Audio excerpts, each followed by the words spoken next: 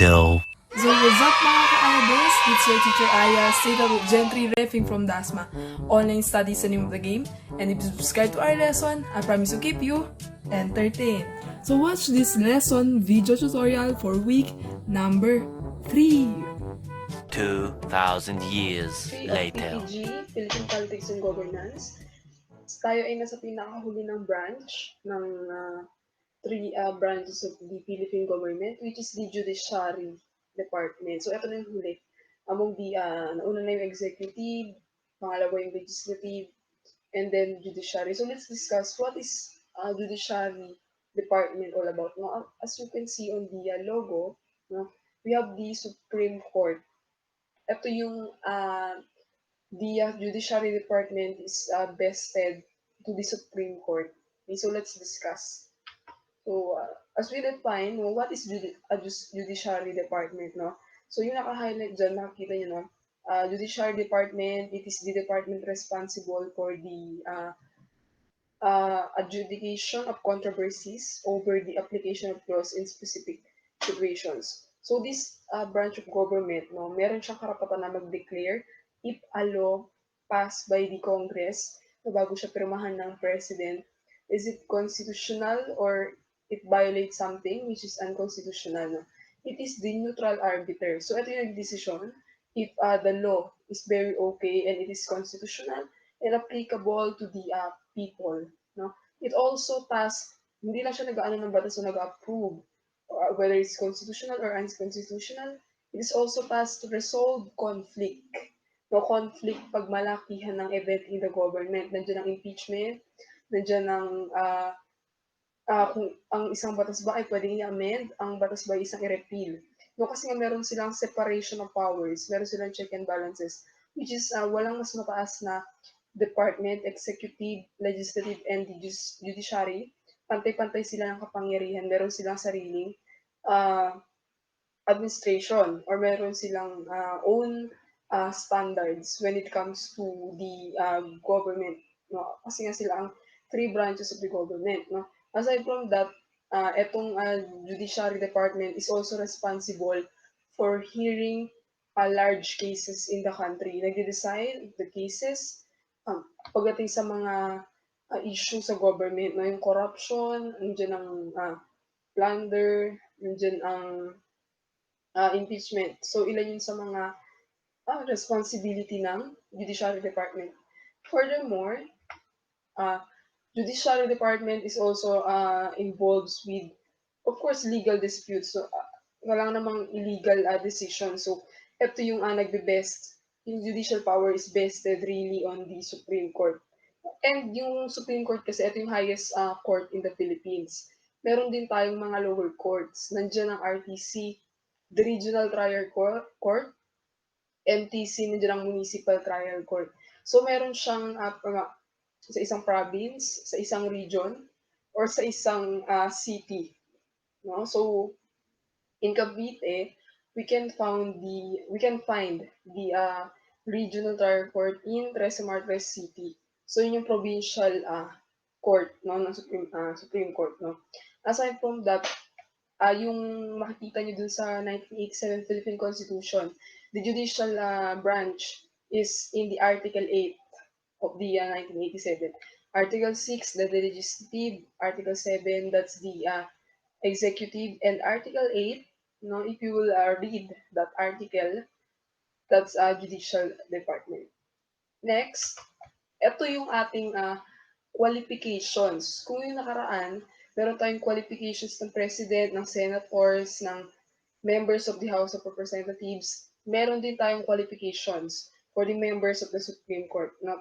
Para-paras naman sila, no? Pero nag-iiba sila sa age, nag-iiba sila dun sa practices. So definitely, one clarification pa rin dito, a member of the Supreme Court should be a natural-born citizen of the Philippines.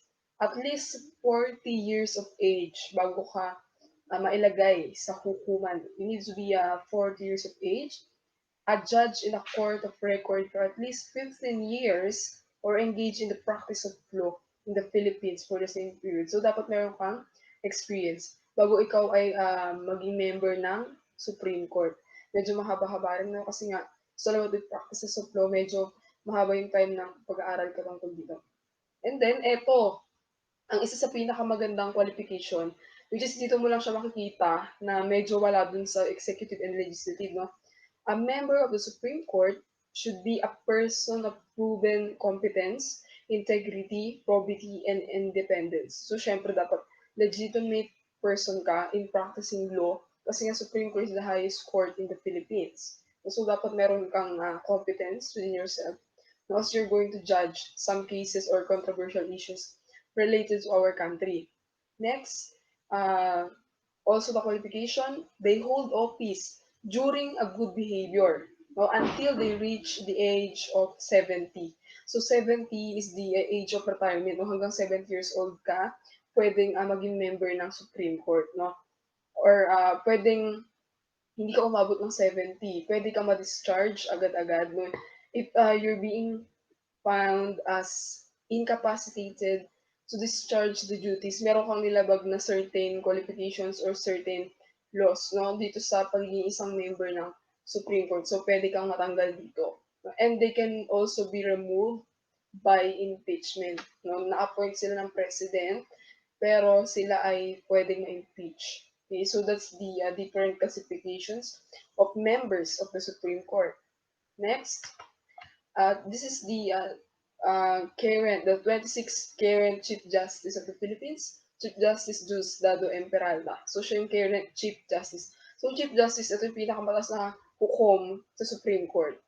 Okay? Aside from that, meron kasi tayong 15 justices in Supreme Court. One is the Chief Justice, and the other 14, sila yung mga associate justices. So, ito yung mga associate justices, no? Currently, meron tayong 13 justices. Kulang pa siya ng isa. So, ito yung pinagtatalunan ngayon, no? Kung sino yung magiging qualify as one of the kukumpleto sa 14 associate justices in the Philippines. So, hanggang ngayon ata ay sinasalang pa rin ito para malaman kung sino yung kukumpleto dun sa 14. So, that's the members, no? Tandaan, 15 members of the Supreme Court. One is the Supreme Court Chief Justice, and the 14 others, they are the associate justices. Next tayo. Also, under the judicial power, meron tayong tinatawag na grave abuse of discretion. Meaning, eto yung standards ng Supreme Court whether may certain office of the government or official decision pag nagkaroon ng hearing of the cases, no, may possibility na they will declare whether the type of the office, no, is grossly unsound, unreasonable, or having an illegal transaction. So for may certain office, no, in the government, pwede nilang kasuhan ito. No? Meron silang standards na sinusunod, which is ang pangunahin na dyan is that office or some certain government officials ay lumalabag sa isang law or they are violating unconstitutional law, they neglect their responsibility. Kaya may grade this abuse of discretion. So, abuse in their positions. So, meron silang karapatan na mag-declare, which is illegal. Next, meron tayong tinatawag na political question doctrine. So, this doctrine, ito yung isa sa mga power ng judiciary, which is as they exercise the principle of separation of powers for each department, but the judicial branch cannot decide questions. Ibig sabihin, wala siyang karapatan na questionin ang isang delegation ng legislative or ng executive kasi nga mayroong separation of powers. Ang kanyang rule lang is, ang kanyang power is to acknowledge if the law is unconstitutional or constitutional. Wala siyang karapatan na pakialaman yung administration ng isang branch, the executive or the legislative. Kaya nga political question doctrine, wala siyang karapatan questionin, hindi siya pwedeng magdesisyon doon sa napagkasunduan sa isang branch. Kasi meron silang separation of powers. So they are independent with each other. Next. Also, meron ding power itong judiciary pagdating sa quasi-judicial body. So, judiciary department of the Supreme Court may decide legal disputes by laws creating them. So, pwedeng dumaan sa isang process or dun sa due process, no? Isang issue or case, no? Ito yung mga kailangan or ito yung process, no, para ma-undergo, no, sa paglilitis. No, una, of course, taking and evaluating evidence. So, evidence is the number one proof, no? To decide, no, and to present to the court. Of course, the facts, no? Kasama dyan, syempre, pag may evidence, those are kailangan ng facts.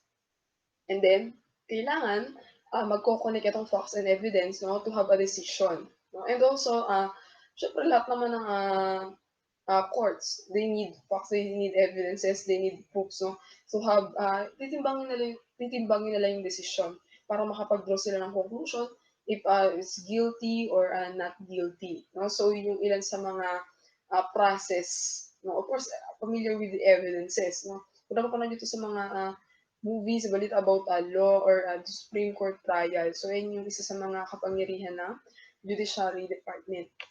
Next, eto yung ilan pa sa mga quasi-judicial bodies. Kaya nga sabi ko sa inyo kanina, merong RTC, merong MTC. Eto rin ang mga quasi-judicial bodies na pwedeng gamitin or katulong ng Supreme Court. No? Kasi nga, eto yung mga separate offices in the government: Civil Service Commission, Commission on Elections, Commission on Edits, at Audits. Ito yung mga constitutional commissions and the other things, no? Sila yung mga katulong or the quasi-judicial bodies, no, to decide holdings or hearings in the Supreme Court. Next, also, ito yung isa nating example, no? Anong time ni President Marcos, no? Kasi nga natanggal yung naging isang branch na lang, naging executive branch na lang dati kasi nga naging parliamentary. So nawala yung three branches of government. Kaya isang branch lang. No, nung time na yon, yung Commission on Human Rights, which is nag-iimbestiga siya patungkol sa violation of human rights, no? Wala siyang tinanggal siya bilang isang body ng Supreme Court when it comes to hearing cases, no? Also the PCGG or the Presidential Commission on Good Governance. Batay dun sa finding the ill-gotten wealth of Ferdinand Marcos. So tinanggal siya that time kasi nga 'di ba natanggal yung Bill of Rights during the martial law time. Kaya nawala yung Commission on Human Rights that time. Next, ito ang sinasabi ko tungkol sa due process. No? So malinaw sa atin na due process is under the Article 3 of the Section 1, 1987 Philippine Constitution, of every human has the right to due process, no?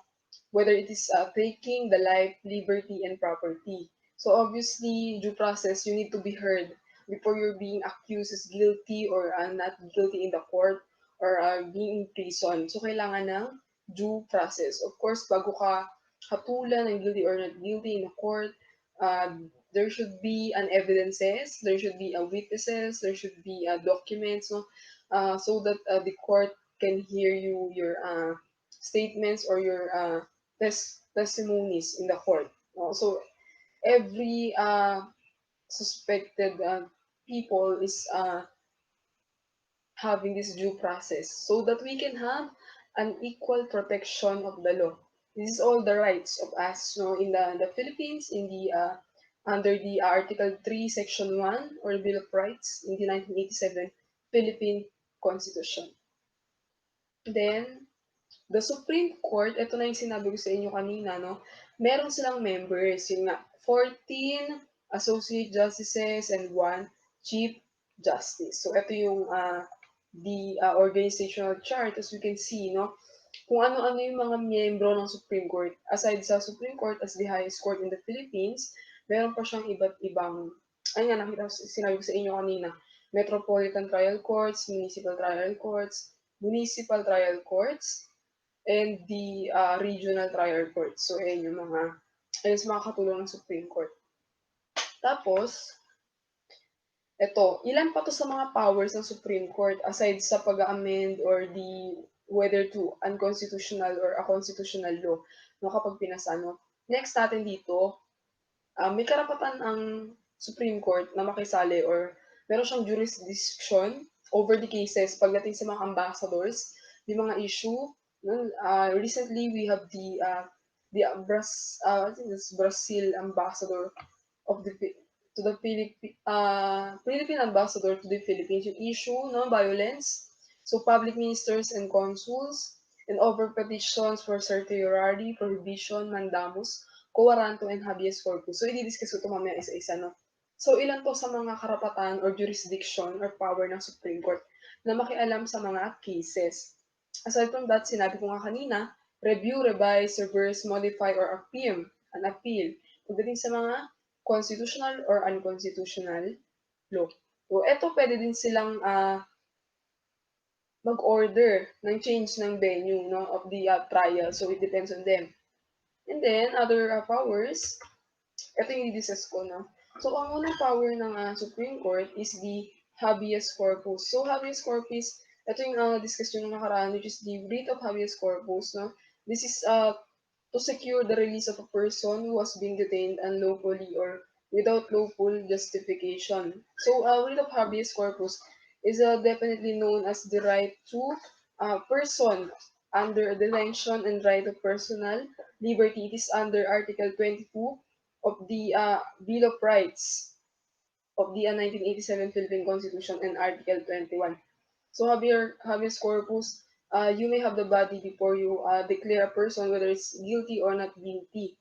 No, and under writ of habeas corpus, no, it may be prayed by the prisoner or the person detained himself or his relatives may also pray before the court on his behalf.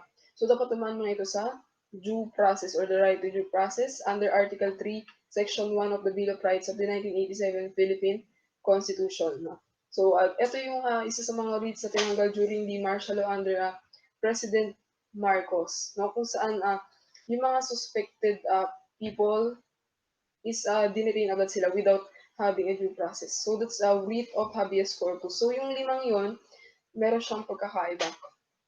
The second writs under the power of the Supreme Court is the writ of Mandamus. So, ano to may pagkakaiba to? So, writ of Mandamus, this is the issued to enforce the performance of public duties by authorities of all kinds. So meaning the Supreme Court has the power to command a public authority to perform duty. No? Parang pagtibay ang isang batas. And at the same time, the writ of mandamus is being issued to prevent the disorder from a failure of justice. So the Supreme Court is the one will judge a case, no, whether it is constitutional or unconstitutional, whether it's a guilty or non-guilty cases.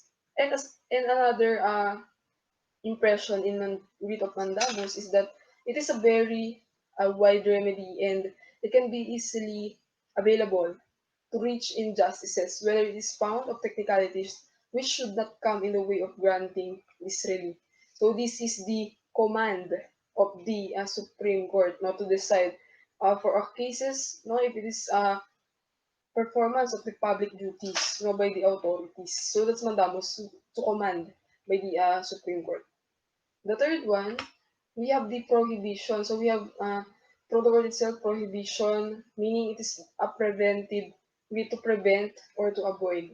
So this power of the Supreme Court, ito yung vice versa ng mandamo. So prohibits, no, it prevents. No, it prevents some laws to be acknowledged by the court to be acted or violated. No? And the prohibition, it is issuable before the proceedings when these are completed. It is the to prevent. O kaya preventive laws, no? Example natin pag may mga laws na hindi siya applicable in the country and it violated the human rights. So the Supreme Court can prevent to enact and to act within the law proposed by the Congress, the Senate, and the House of Representatives. Pwede din niyang i-issue ang mga lower courts, yung mga iba't ibang courts no under this ang kanyang constituent, no, they issued to restrain a lower court from acting under an unconstitutional law. So, it always undergo with trials. So, meron tayo dito mga writ of prohibition, no, kung ano yung mga grounds na pinapalo, no. As you can see here, syempre yung jurisdiction ng Supreme Court, may mga rights na involved, no? Justices, pag may mga errors sa record, so dapat i-prevent, no? Para hindi siya maisabatas. So that's the prohibition to declare if a law is unconstitutional to prevent, to enact a bill or a law. Next, the quo warranto, the writ of quo warranto. During the 2017 or 2018 issue, no, merong na-propose. Ito kasi yung pinaka na ungkat na issue kasi ang quo warranto, it's what authority is holding in the office. So meaning quo warranto is granted to different associate justices and chief justice of the Supreme Court.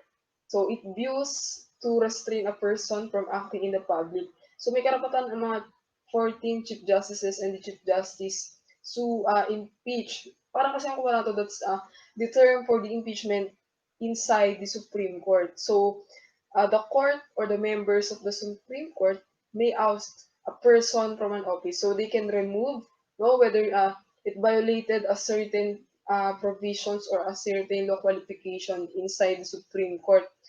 The court also controlled the election or appointment to the office against the law and protect from being deprived of a public office in which he may be entitled. So, ang isa sa pinaka-controversial during the 2017 and 2018 under the Duterte administration is the Coranto issue of former Chief Justice Maria Lourdes Sereno.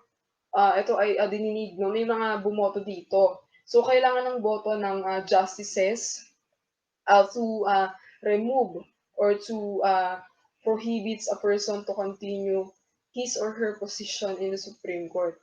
So, this Chief Justice, no, ito yung naging issue dati, no, how the Supreme Court voted on the quo warranto petition to oust Chief Justice Maria Lourdes Sereno, no, as proposed by President Duterte in 2017. So, ito yung mga bumoto, no? May in favor, merong against, merong abstain. Okay, so, this process, no, aside from impeachment na ginagawa sa Congress, this type of impeachment, which is the writ of quo warranto, may kapangyarihan ang mga chief justices and associate justices to impeach or to remove from the office. No, if they can see na na-discharge or may disability to continue in the position. So that's writ of quo warranto. To remove or what by authority may the absence of incapability to serve in the office. Next, the writ of certiorari. So writ of certiorari, this is basically to be more fully informed. So ito yung pag-revise. So ito yung pag-enact ulit. Halimbawa, na-hear na yung isang case. This is the act of granting certiorari, meaning the Supreme Court agrees to hear a case again. So pwede silang magbukas ng bagong hearing dun sa case na nabuksan na dati. So, certiorari, it can be requested by submitting a petition. Now, petition to open again the case, or known as the writ of certiorari to the Supreme Court. No, it is issued to quash the decision after the decision has already taken by a lower tribunal. So, pwede ulit din yung isang kaso, pwede ulit buksan. So, that's the power of certiorari, to be more fully informed and to open a case again for revising or for amending, repealing a decision. So yun yung lima, writ of habeas corpus, the writ of mandamus, the writ of prohibition, the writ of certiorari, and the writ of quo warranto. That's the 5 powers of the Supreme Court. Ito special powers ng Supreme Court. Next, ito siya para mas summarize, no? Habeas corpus, just remind, you may have the body, that's the keyword for this, no? Mandamus, we command, the Supreme Court command. Prohibition, to prohibit, to stop, to forbid a law. Quo warranto, by what authority, to remove office of the members of the Supreme Court. And certiorari, to be certified, to be heard again in a court. So that's the summary. Aside from that, nabanggit ko ng ilan dito, no, na ang Supreme Court, di ba ina-appoint sila ng President in the executive branch. But inside the Supreme Court, no, The Supreme Court appoint all officials and employees of the judiciary in accordance with the civil service law. So, these appointees, labas na dito ang president kasi ang ina-appoint lang ng president ay ang Chief Justice and the 14 associate justices. So, sa loob ng Supreme Court, sila na yung nag-appoint. Yung mga clerks, yung mga other staffs.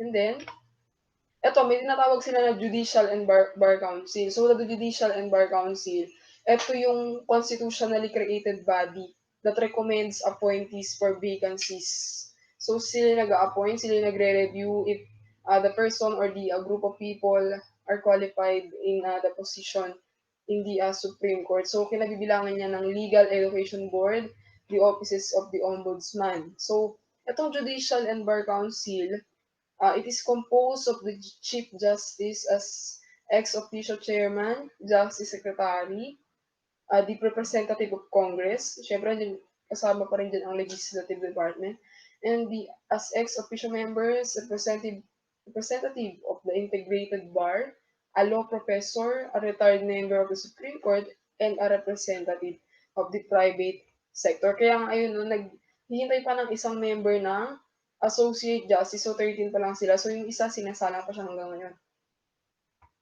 So that's the end of the discussion of the judicial department. So natapos na tayo sa tatlo, no? Legislative, the executive, and the judiciary department. So that's the three branches of the Philippine government that you can find in the Article 6, 7, and 8 of the 1987 Philippine Constitution. So thank you for listening. I hope you gain insights and Much later. So that's the end of video tutorial for week number 3. I hope you learn more insights again from our previous video tutorial.